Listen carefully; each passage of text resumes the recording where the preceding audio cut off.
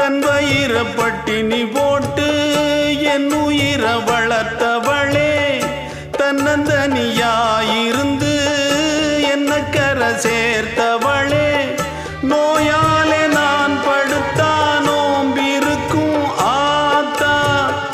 தீ மூண்டு தீர்ந்திடுமானம் கணக்கு ஆத்தா, பெத்தவள தள்ளி வச்ச பாவத்துக்கே பக்கம் வந்து கொள்ளி வைக்க கூடலியே, என்ன ஆற்றிடவும்